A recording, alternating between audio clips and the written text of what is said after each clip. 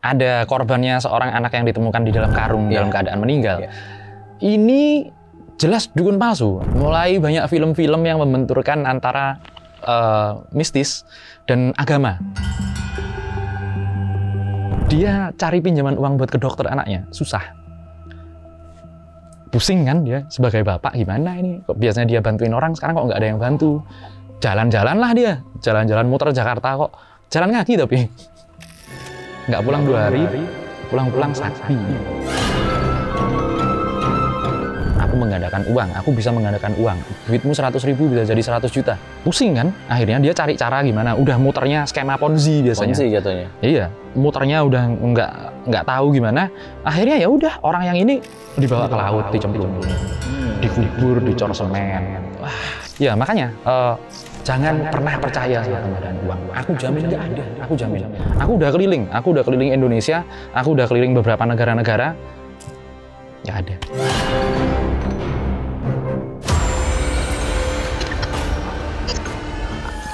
Kisah dunia lain.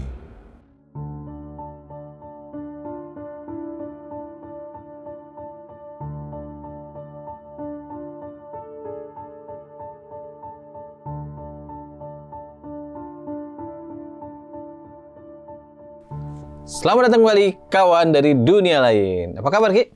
Baik. Habis liburan? Enggak. Aku mau liburan otak dulu. Liburan otak dulu. Dari kasus yang rumit banget. Ruwet banget. Sampai kita ini syuting hari Senin ya, belum ada perkembangan yang signifikan ya. Cuman itu sih, isu CCTV. Oh, CCTV. Ya itu nantilah ya. Cuman ya gitulah. Ini sebenarnya ruwetnya gara-gara kebanyakan orang-orang yang yang jadi detektif tapi nggak tahu dasar awal mulanya seperti itu. Nggak apa-apa lah. Tapi mungkin mereka harus satu alma mater sama kita. Apa itu? CDS. Apa itu? Conan Detective School.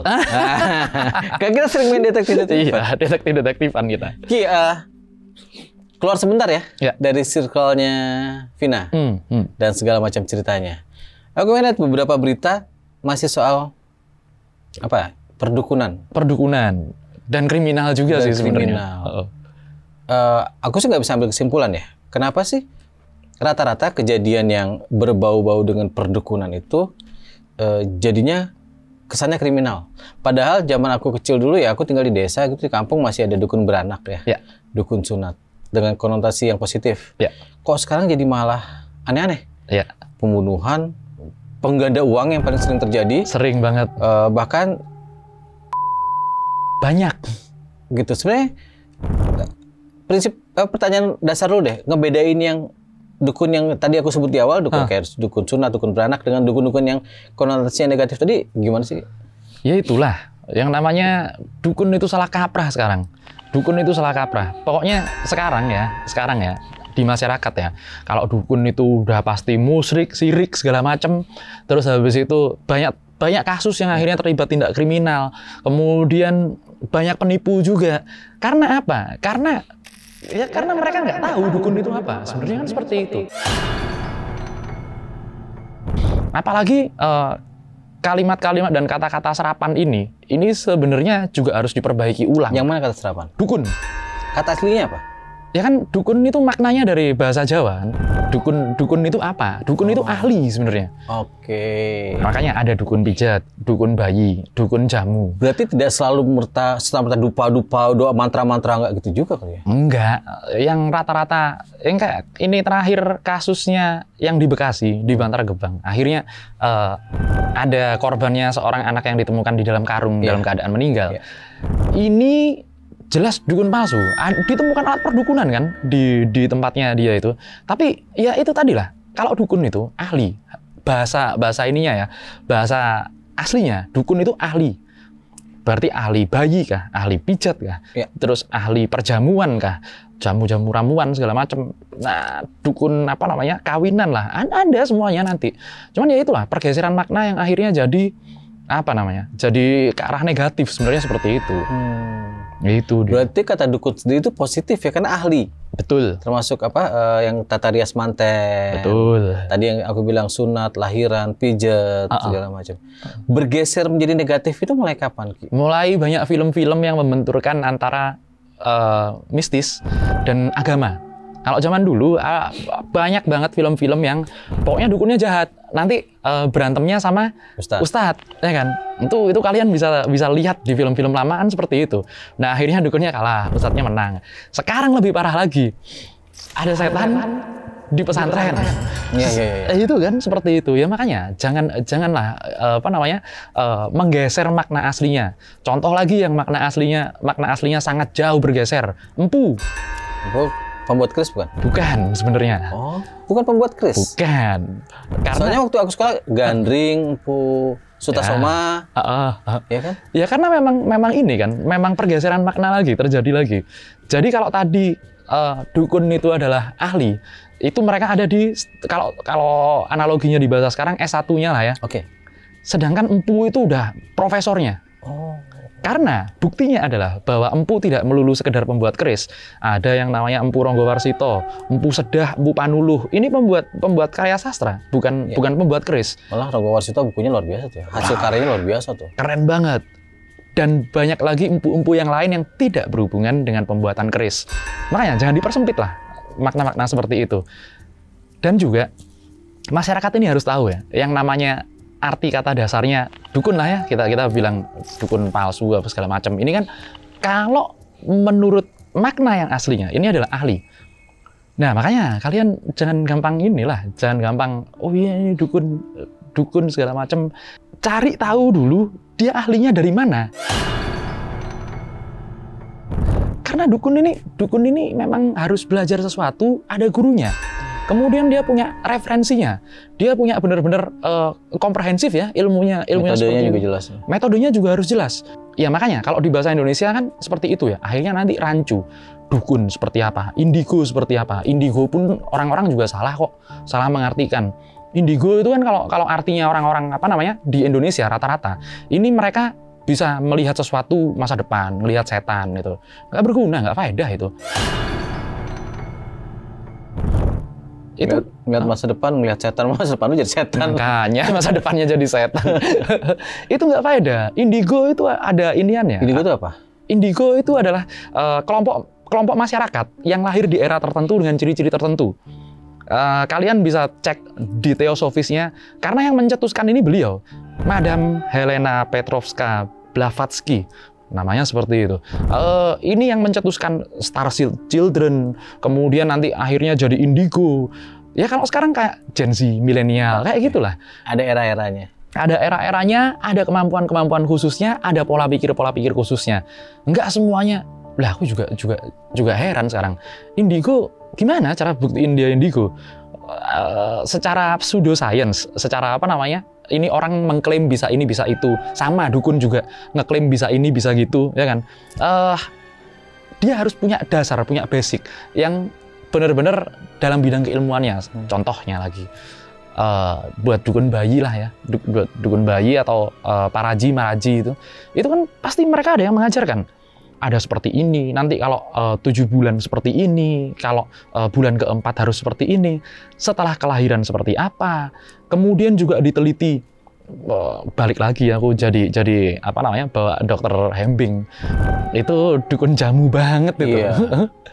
Jadi dia tahu tanaman ini mengandung bla bla bla bla bla, nanti kemudian dengan air yang tepat, jumlah air yang tepat, rebusan yang tepat, dosis yang tepat, berat badannya berapa, usianya berapa, nanti pakai yang ini, pakai yang ini.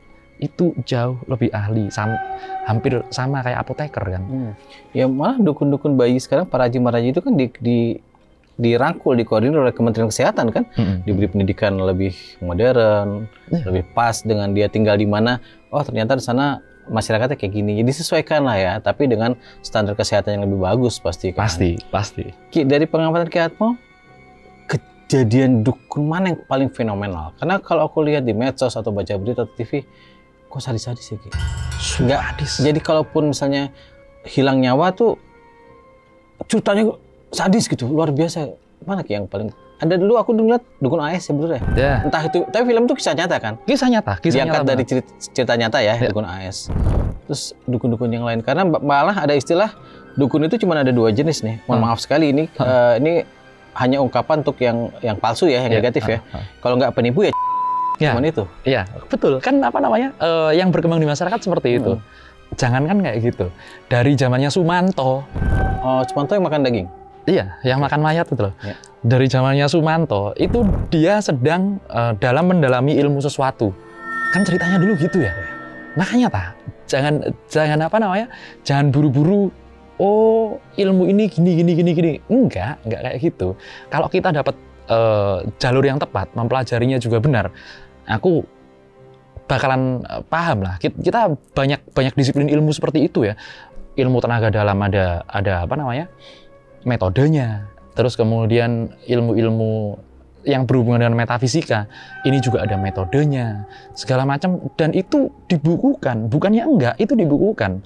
Semua hal-hal, ya kalau aku bilang salah satu salah satu literaturnya itu namanya buku nekromansi yang sangat terkenal, bahkan di dunia barat, itu namanya Son of Gnosis. Itu isinya macam-macam itu. Cuman aku nggak mau sebut bahasa Indonesianya ya. Ini familiar banget sama apa namanya orang-orang yang ada di kita.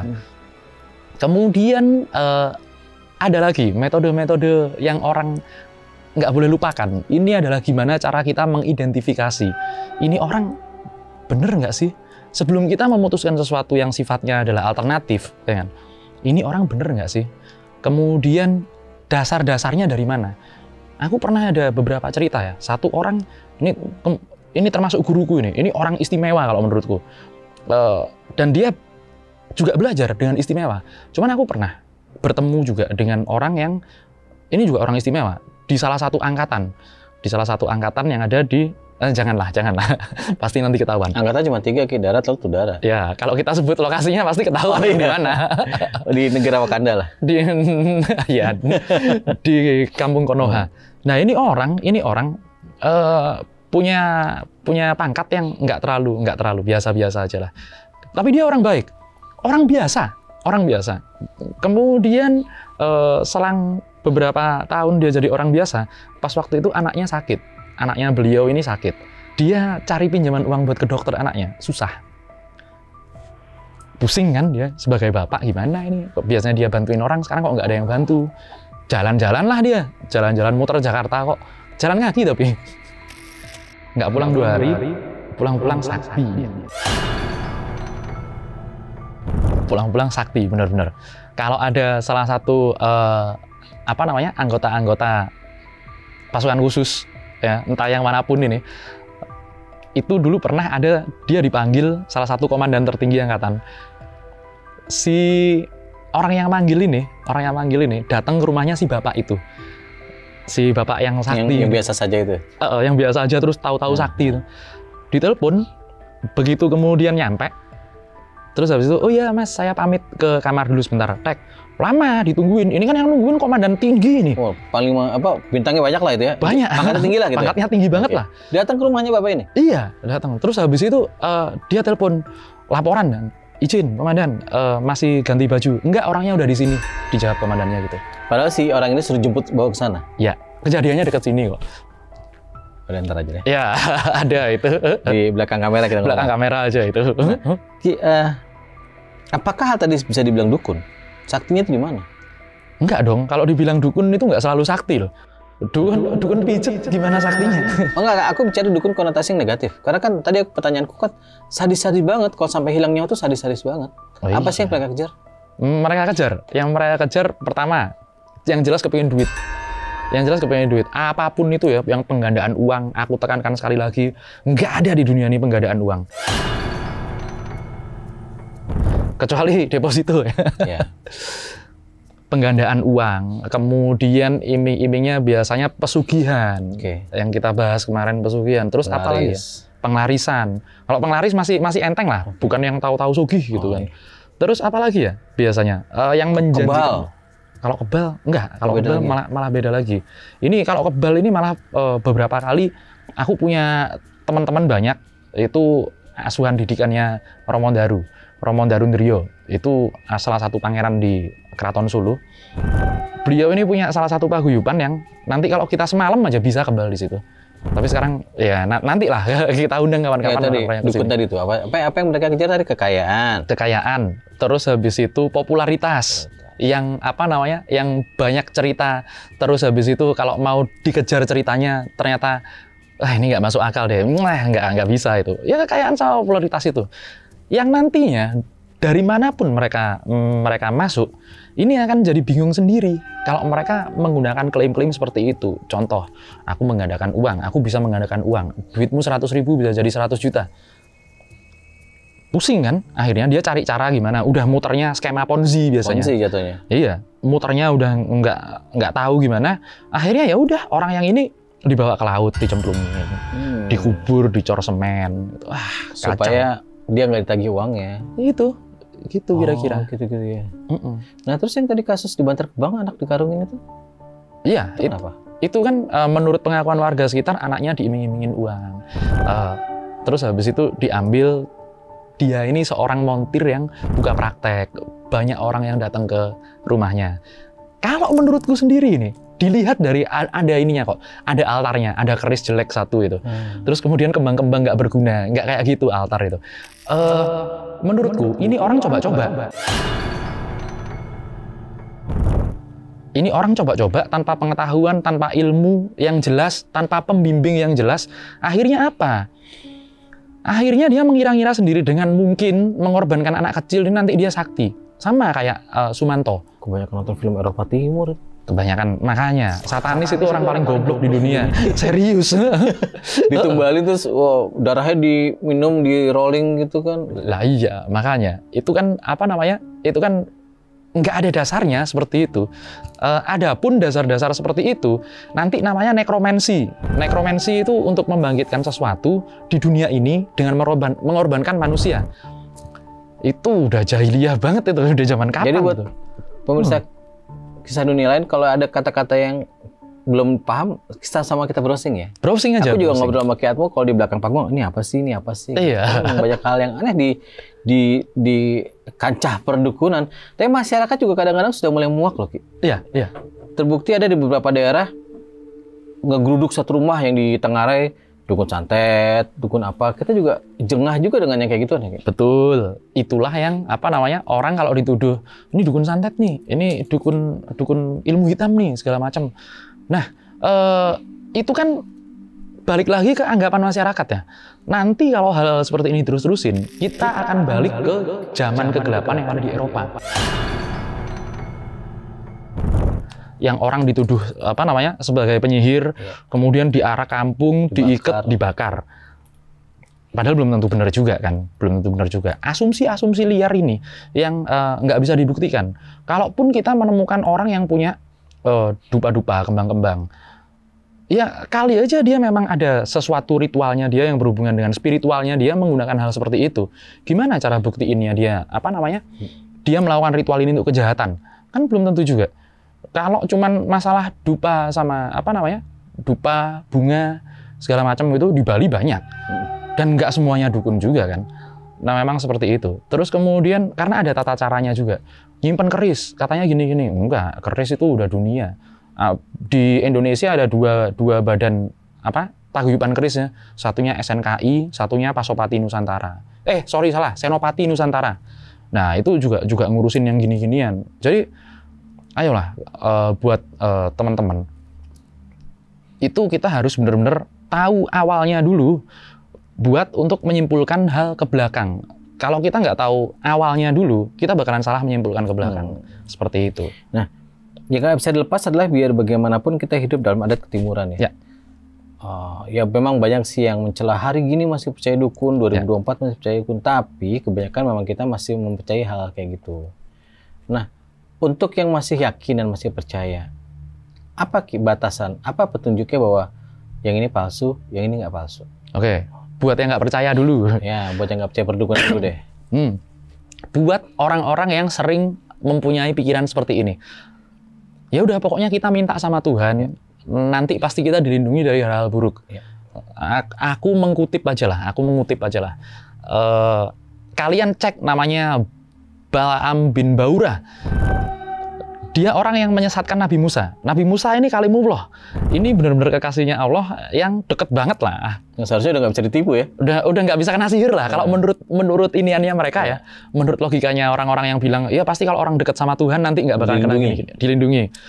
Padahal Nabi Musa ini tersesat juga gara-gara si Balaam bin Baura ini. Itu ada kisahnya. Kemudian banyaklah kisah-kisah serupa. Karena nanti ternyata Balaam ini punya rahasia-rahasia yang dikasih Tuhan juga. Aku kutip ceramahnya Gus Bahaudin. Gus Baha. Itu ya yang namanya orang soleh nggak puasa. Sama orang yang biasa aja. Tapi dia tirakatnya kenceng. Tuhan itu adil lah. Apa namanya? Kalau ya contohnya orang rajin sholat, tapi nggak rajin belajar bela diri. Sama orang-orang yang nggak sholat sama sekali, tapi latihan bela diri. Begitu ketemu musuh, siapa yang menang ya? Itu fakta. Itu teori yang masuk akal ya? Iya, sangat masuk akal sekali. Itu memang seperti itu. Kemudian buat yang percaya, kalian percaya harus ada landasannya. Kalau kalian asal yakin, nggak boleh hal seperti ini. Buat kalian yang percaya, cek. Ini dukun ya, kita ngomongin dukun ya. Ini dukun dari mana sih bisa kayak gini ini? Ceritanya seperti apa? Kapasitasnya dia seperti apa? Cek bener belajarnya dari mana. Kalau itu masuk akal buat kalian, iya oke. Kalau nggak masuk akal buat kalian, nggak usah. Banyak kok orang-orang yang ketemu sama aku. Ini dukun ya. Banyak kok orang-orang yang seperti itu. Ketika aku kejar, mereka bisa sangat menjelaskan. Seperti ini, seperti ini, seperti ini. Lebih banyak lagi yang nggak bisa jelaskan. Lebih banyak lagi yang gimana emang bisa gitu, dari mana ceritanya. Dia, aduh gimana ya? Ya udahlah, pokoknya bakar lupa baca mantra gitu aja. Pokoknya gini, ada kalau pokoknya gini nggak bisa. Emang nggak dapat cerita dari gurunya kan gitu. Sebelum aku tutup, ini pertanyaan yang simpel banget dan sangat sederhana. Mungkin ditanyakan oleh banyak orang, cuma malu nanyanya. Kalau sih nggak malu. Soal penggandaan uang. Pasti alasannya kan karena bosan hidup miskin, faktor ekonomi segala macam. Satu, emang bisa digandain. Kalau digandain bisa, pasti ada inflasi dong. Pasti. Duitnya beredar banyak banget. Iya. BI, aut-autan tuh, kebijakan keuangan aut-autan tuh. Satu, penggandaan uang. Kedua, kok yang masih percaya? Belum lama ini loh Ki. Ya. Dan hampir setiap setahun pasti ada kasus penggandaan uang. Pasti. Dan luar biasa itu. Wah, kabarnya. Terus ketiga, kalau memang si dukun ahli ini bisa menggandakan uang, mungkin nggak dia akan jadi orang terkaya di Indonesia? Karena masuk di majalah Forbes gitu kan, nomor satu atau nomor 10 lah gitu orang terkaya. Karena dia mau apa-apa, iya betul. Sorry betul. Nih, aku benar-benar nanya karena aku nggak tahu nih. Ya. Karena orang masih percaya terhadap penggandaan uang ya. Nah, itu juga yang bakalan aku tekankan banget. Kalau ada orang yang bisa menggandakan uang sampai triliunan, ini akan menjadi anggota dari 9 kadal. Oke, paham. Iya, itu. Akan menjadi anggota dari 9 kadal. Nggak mungkin jadi ya. Jadi kenapa orang-orang masih percaya? Karena ya emang orang ekonomi kan ya gitulah ya. Perputaran ekonomi segala macam, ada yang kaya, ada yang miskin. Udah. Satu-satunya cara penggandaan uang adalah dengan dipakai untuk berbisnis, diputer. Tentunya ada resikonya, nggak semuanya bisnis muter kemudian berhasil. Ada yang boncos juga banyak. Tapi ya itu satu-satunya cara penggandaan uang. Adapun cara-cara supranatural atau metafisika yang bisa dipakai untuk menggandakan uang, ini adalah lewat jalur yang lain. Yang paling ekstrim aja jalur pesugihan kan. Yang paling ekstrim aja, yang jangan sampai kalian ikut-ikut gituan. Itu aja jalur pesugihan. Kalau kalian ada yang tanya lagi kemarin, kalau KFC McD pesugihannya di mana? Pesugihannya ada di konsep ekonomi. Sesimpel itu jawabannya. Ya makanya jangan pernah percaya sama penggandaan uang. Aku jamin nggak ada. Aku jamin. Aku udah keliling Indonesia. Aku udah keliling beberapa negara-negara. Nggak ada. Dukunnya aja nggak kaya-kaya. Iya. Dukunnya aja nggak kaya-kaya. Itu dia. Jadi emang nggak ada ya Ki? Nggak ada. Fix penggandaan uang nggak ada. Ada penggandaan uang ya, black dollar yang paling. Tapi berarti hebatnya si dukun itu adalah dia bisa mempengaruhi pikiran kita bahwa dia bisa menggandakan uang. Sulap. Datang bawa duit sekepok gini. pulang kasih kardus apalah mie instan, kardus sepatu, dibuka isinya bata. Isinya bata. Itu sulap kan? Sulap banget. Ya apa namanya? Banyak lah metode-metode sulap seperti itu. Ada yang apa namanya? ngasih uangnya ditumpukan segini, bawahnya kertas semua segala macem. Terus nanti ada kan banyak yang seperti itu, kemudian dibuka, yang dibuka isinya duit semua emang. Duitnya siapa kan kita nggak tahu, mungkin juga pinjol, ya kan? Gitu aja lah. Jadi cara menggunakan uang pinjol. Jangan. Oke, ini cuma obrolan. Jadi bagaimana Anda menyikapi obrolan ini ya Ki ya? Betul, biar bagaimanapun dukun itu adalah ahli. Dukun itu ahli. Dengan artian positif dia ahli di bidangnya. Ya kan? Perkara nanti ada yang nyeleneh, belok-belok, biar mereka yang tanggung risikonya. Iya, Oke, betul. sampai jumpa lagi kawan dari dunia lain.